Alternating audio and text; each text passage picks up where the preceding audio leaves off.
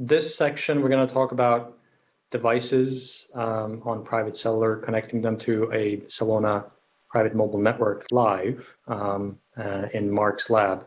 But just to recap what Mark just showed you in our previous session, and being able to deploy our network OS in a variety of different computer environments, we're essentially creating a very fluid network backbone for our private LTE 5G wireless infrastructure.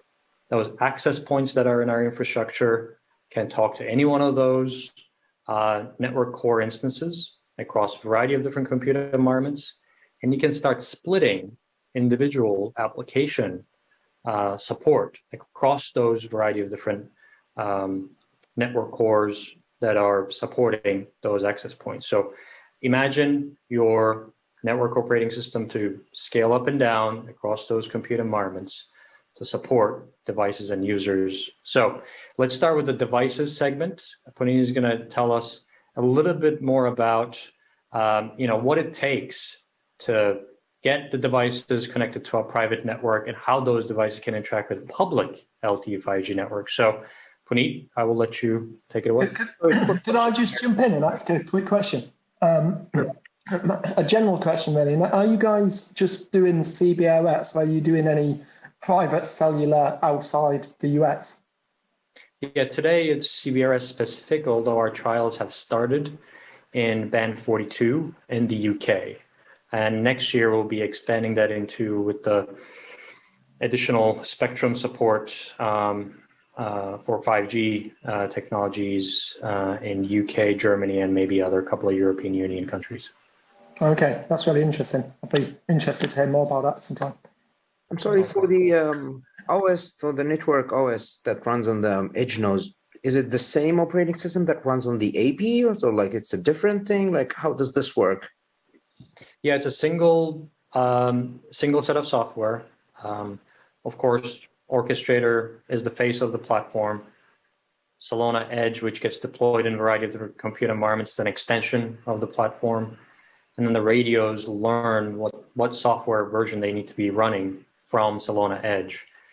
But it's a single release, single software as a service release that kind of touches a variety of different components across the board. But it's all orchestrated from the cloud, similar to cloud networking for Wi-Fi, right? If we have a cloud Wi-Fi system, the access point software management, their upgrades, their conversions, their features are managed from that centralized system. So it's very similar to that. And those radios are like Celona specific, or like they're open source radios, or anything can work with the edge node? It's Celona radios and Celona OS running on it for a variety of different reasons. In having this end-to-end control and simplicity of use and deployment and enterprise network integration, we have to run our operating system on the radios. So we provide the access points, the SIM cards, the Celona Edge component, the Celona Orchestrator, the entire thing as a single software as a service subscription. Thank you. Appreciate it. Thanks, Roger, and thanks, Mark, for that awesome demo. I think it's pretty cool to see Edge running on all those different compute infrastructures and then having the ability to now use the same orchestration tools to deploy apps right next to them. I think that makes it really, really powerful. All right, let's move on to the devices on private cellular networks. So fair to say that we all have mobile devices that connect to the public cellular network. I think that stuff is omnipresent now. And in that context, I'm sure all of us have heard, seen, or even used devices that have needed dual SIM capability or with eSIMs and other such form factors. But what does it mean from an enterprise and private cellular context? And is there a possibility and value to even bridge these two different worlds? And that's what I'm trying to cover in this section. So let's first start with looking at the different use cases that we see when it comes to devices being onboarded in a private mobile network within the enterprise. So the first set here are enterprise-owned and staff-operated devices that are typically used within the private facility. right? So examples of these will be, you have point of sale devices, you have these scanners, you have autonomous guided vehicles that are being used within the warehouse and a distribution center context. You have IoT sensors and smart tools being used in the manufacturing context or industrial context. You have these clinician communication devices that are being used within the healthcare context. These devices that I'm talking about here are truly private and typically stay within the private facility, so they only need to connect to the private network. The second category here is enterprise managed, but the choose your own device model, where enterprises actually hand devices to the staff, and there is a need for these devices to then not just operate within the enterprise context, but also roam to the public networks and be able to operate there as well when the employee or the staff is not in the enterprise. And the third one is the BYOD, which again, all of us are very familiar with, is an employee going into the enterprise with their own device.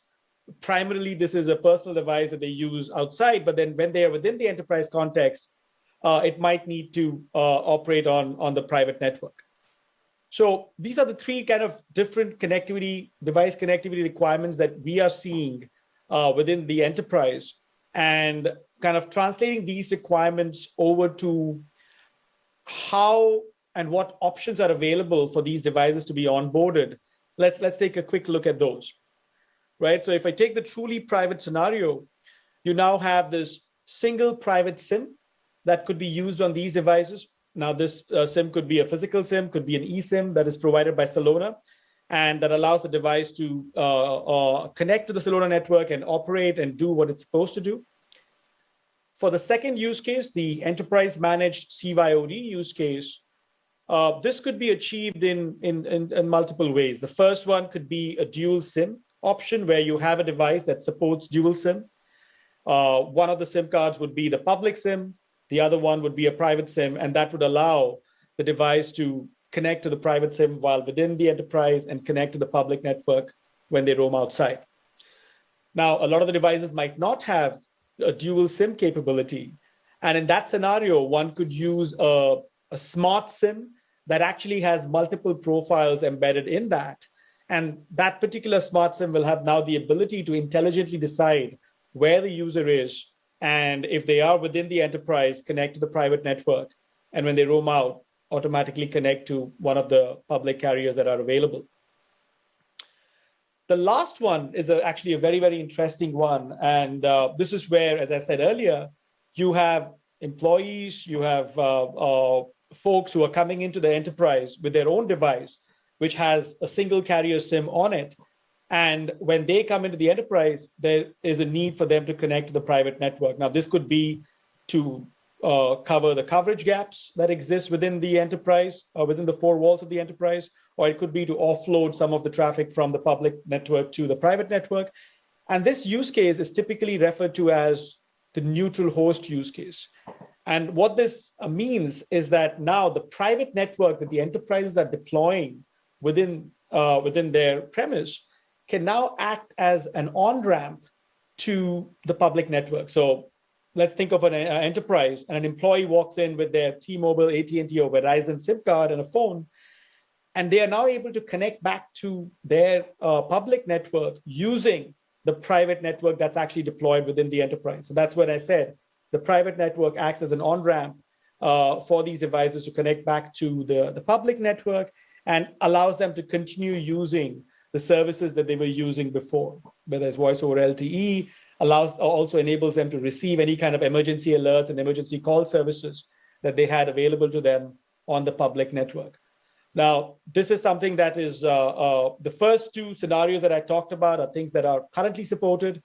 The last one, the neutral host, is something that we are actively working on with tier one carriers in the US. And we feel that this is a very, very key enabling use case when it comes to enterprises, when it comes to real estate, venues, universities, where currently these enterprises actually have something called a distributed antenna system deployed, which is DAS, and that tends to be very, very expensive. It is also cumbersome because it requires you to lay cables and deploy antennas everywhere. But now with the Celona private mobile network, you have an overlay network that is providing you private mobile network connectivity, and then also enabling this key use case, which you might be spending a lot of dollars for. I've got a question for you. Absolutely, please. Specifically in dual SIM configurations, this is phenomenal, by the way, right? I think that's a really elegant use case for mobile devices to switch between networks. But I think that the problem that we obviously living in the Wi-Fi world have is that intelligence lives at the client as the client makes determination about picking Wi-Fi networks.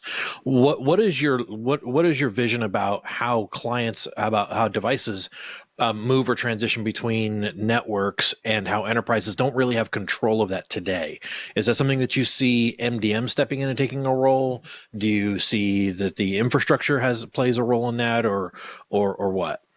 Yeah, so it's a great question, and something that we're actively working with the ecosystem players, so whether it's device manufacturers and also the MDM players. So I think the device manufacturers are obviously, now that they have added support for CBRS, and they are seeing the promise of 5G being realized within the enterprise, there is a clear need to now provide a more flexible option to pick between, I guess, public and private in some cases, but also between Wi-Fi and 5G, right? Which network should be used for which application, and how can we make that decision without having to let the end user make that decision? Like some of these platforms today, I guess the Android platforms do have a way to pick specific application that you could use for the different network connectivity options that you actually have. What the enterprises are looking to do, and this is what our conversations with enterprises have yielded, is they would like to use existing systems that they have in place, which is typically the MDM systems, in order to push these profiles down to the device and allow that preferences to be and the choices to be made and dictated by these MDM solutions, and allow the best network to be chosen for the application that are running on these devices. But it's an open conversation at this point of time. Yeah. Sure. Okay. And that's really good to know. That's really good to hear that sort of the state of the technology.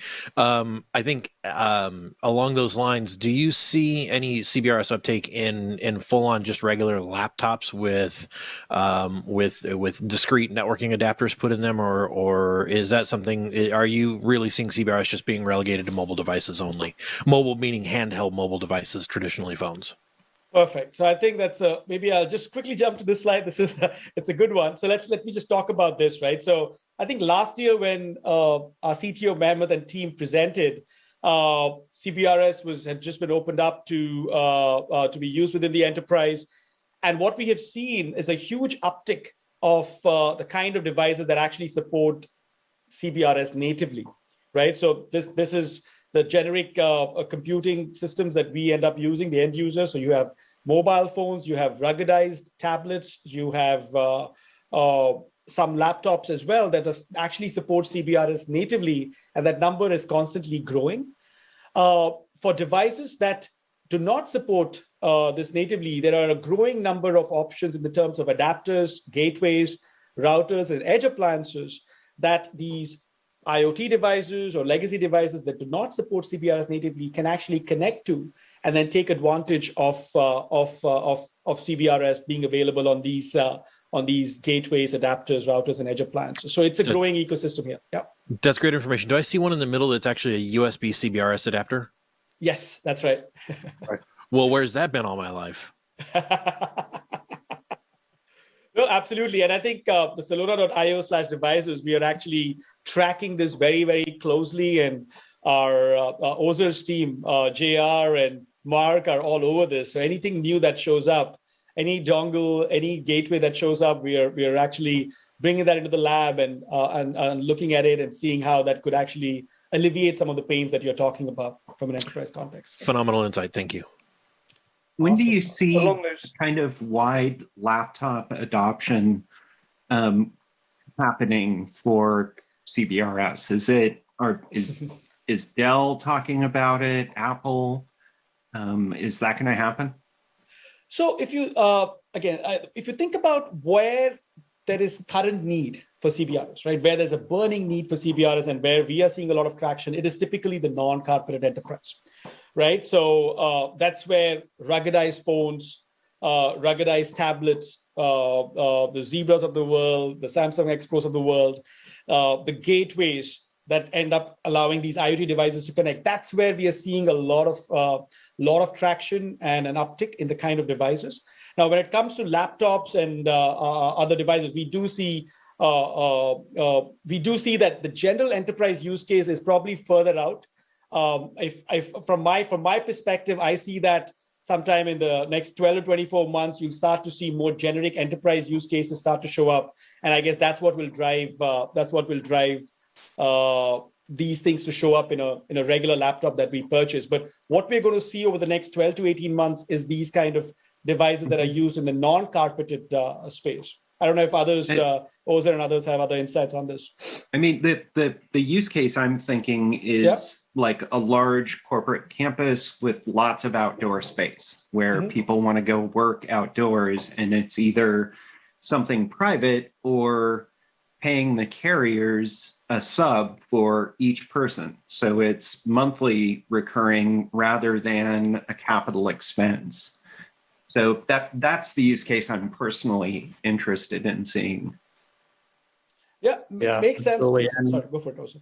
And Rocky, what you will see probably in this list, Celona.io/devices, is you will see a couple of models from Dell, HP, and Lenovo providing support for the CBRS band, but you have to put the devices on a Verizon or a mobile operator plan. So the only way to get access to that spectrum just kind of defeats the purpose a little bit, if you will. The support is there, but you have to be connected to a data plan. Now, of course, it's a limited set of laptops. There's a wide variety, as you said. For example, there are Mac devices, and et cetera. But initial signs, we see some initial promising signs. Do you see that requirement of the carrier first as a long-term obstacle, or is it something that, I mean, what's the barrier to using a Celona eSIM out of the box? Yeah, I think it is going to be customer demand. I think there was enough demand, as Puneet was saying, from certain segments for certain types and profiles of devices that ecosystem supported by the likes of Qualcomm and other chipset manufacturers kind of moved in a certain direction. As long as customers demand it, I think it will start opening up, because initially many of these devices came with mobile operator lock, or they were provided, but nowadays that's no longer a problem for everything you see on the screen. So like the Zebra device, it does not require carrier activation first. That's just happening on the laptops. Yeah, exactly. Okay. So a Motorola handset, an iPhone, these tablets, iPads, you can just buy it, pop in a Celona SIM card, or download one, like Mark will show you in a bit, and it will be up and running on a Celona network. Gotcha. Thanks. So in the case of the bring your own device, so when the device roams from the public network to the private network, how much of the features you already paid for on the public network you will be able to keep when you're using the private?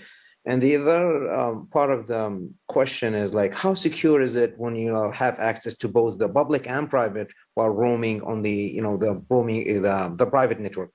How secure is it from the company perspective? Like how secure the private network is?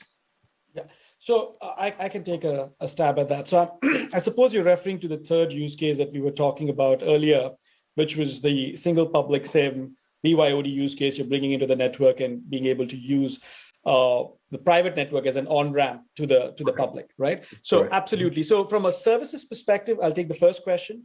What the testing that we are currently going through, the work that we are doing currently with the tier 1 service providers, is to ensure that all the critical services that you actually have available on the public network are also available on the private network via the private networks. That's emergency services, voice over LTE, all of those key use cases will continue to operate. And that is a key requirement for this particular solution, the neutral host solution, to be certified by each of the tier 1 operators, right? So that's first part of the question. The second part of the question, now, what kind of private network access will these devices have within the enterprise?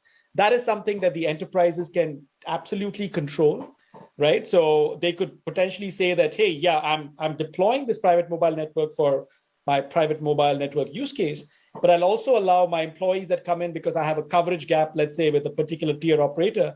I still want to be able to provide them connectivity without having to deploy this distributed antenna system and provide coverage, right? So cover the coverage gaps. But I want these BYOD devices only to basically use the on-ramp and access the public network services and nothing on the private network. So these kind of policies are something that they can continue. They can use their existing MDM systems. They can use our micro slicing capability to actually control what access these devices actually have within the private network context. Heading back towards what Sam was asking, in terms of MDM and things like that, have you guys got a solution for deploying eSIMs via MDM yet?